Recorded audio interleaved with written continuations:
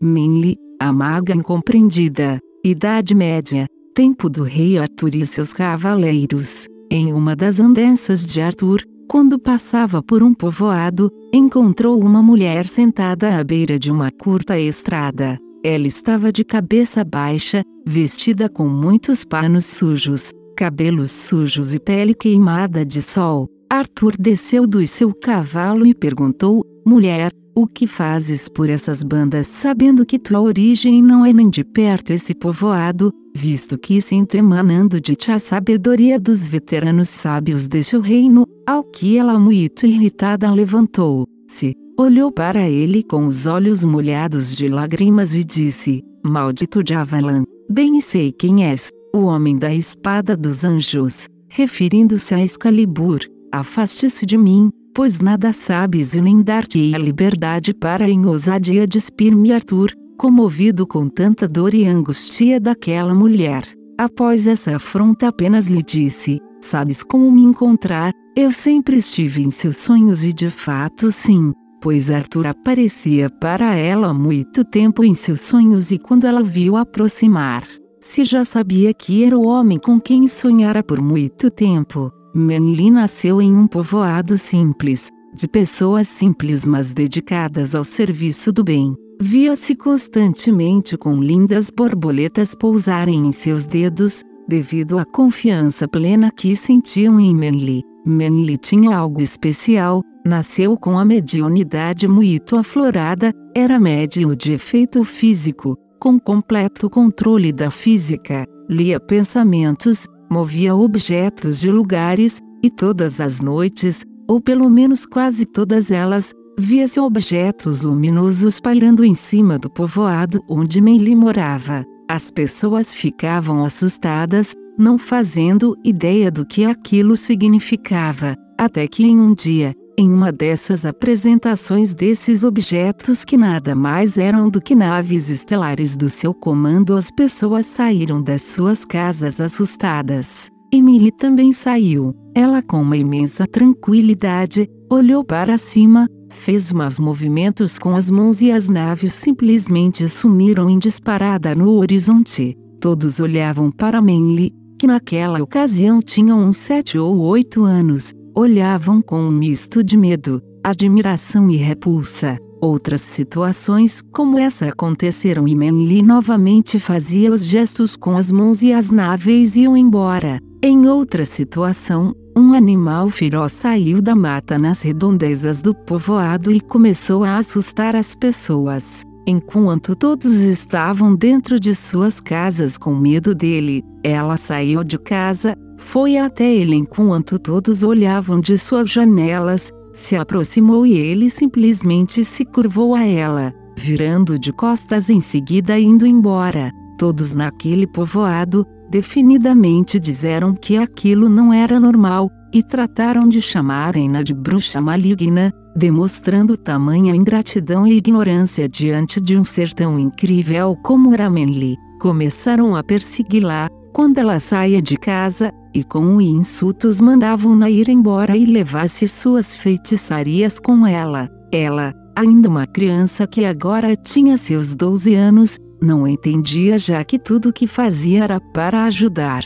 Menli via-se confusa e com sentimentos que iam da raiva sutil à ira intensa, o que fazia com que grandes tremores ocorressem ali, já que ela sempre que ficava deprimida causava efeitos físicos nos ambientes. Em uma dessas situações, quando estava fora de casa, uma das crianças do povoado, mais ou menos da mesma idade que ela, a viu e começou a chamá-la de bruxa. Ela se irritou e deu um grito amaldiçoando a criança, e nesse grito uma energia jogou a criança cerca de 3 metros para trás, e quando os pais de Menli e da criança saíram ao ouvirem os gritos, a mãe da outra criança enfureceu-se e exigiu que os pais de Menli a levassem para longe dali. Começou então o abaixo-assinado para o afastarem Menli dali, enquanto que a mãe de Menli dizia para o pai esposo que não levaria sua filha para longe de forma alguma.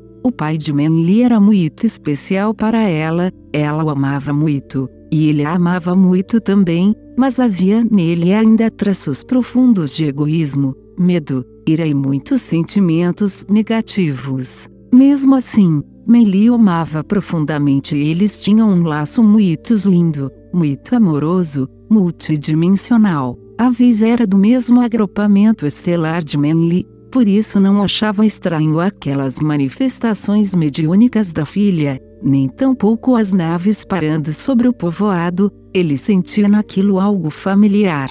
Havia esse laço entre eles, muito mais profundo do que qualquer outra coisa já vista na Terra. Eles eram chamas gêmeas. Em um dia, a Vis saiu no meio da noite. Encontrou-se com a mãe daquela criança que Manly havia jogado 3 metros com seu grito. Namoraram por longas horas e ela o fez prometer que levaria sua filha para longe. E ele, embriagado naquela energia sexual, prometia tudo o que ela quisesse. Nos dias que se seguiram ele ainda não havia cumprido o combinado, e ela, a mãe da outra criança, o chamou dizendo que se ele não cumprisse o combinado ela o desmoralizaria de alguma forma, pois ela sabia de coisas dele que ninguém mais sabia, como ele ter assassinado um príncipe de um povoado vizinho quando este andava a cavalo pelas redondezas. O fez com arco e flecha, pegando seus pertences,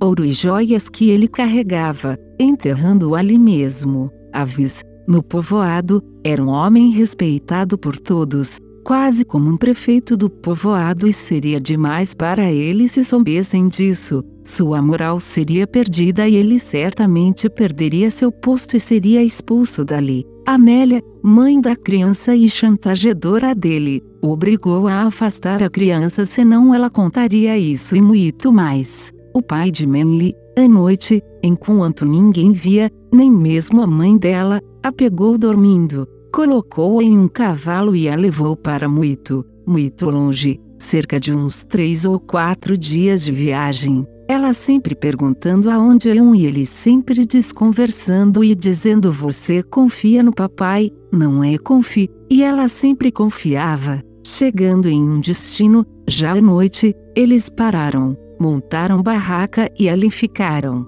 Quando Manly dormiu, ele pegou o cavalo, a deixou e fez o caminho de volta, deixando ela lá. Quando ela acordou, desesperou-se à procura do pai e nada. Ela sentiu tanta dor que imediatamente a face dela transfigurou-se completamente. Não parecia mais uma menina de uns 12 ou 13 anos, mas uma senhora. Desde aquele dia em diante, ela não confiou mais em ninguém. Nenhum ser humano era bom para ela, e ela os machucava sempre que podia, tanto fisicamente como emocionalmente. Em um dia específico, quando Manly já era uma mulher adulta, andando pelo povoado por onde Arthur costumava passar, ela estava ali e todos que passavam por ela a xingavam, cuspiam e maldiziam. E ela os amaldiçoava e imediatamente eles ficavam doentes, com dores na barriga, cabeça, olhos,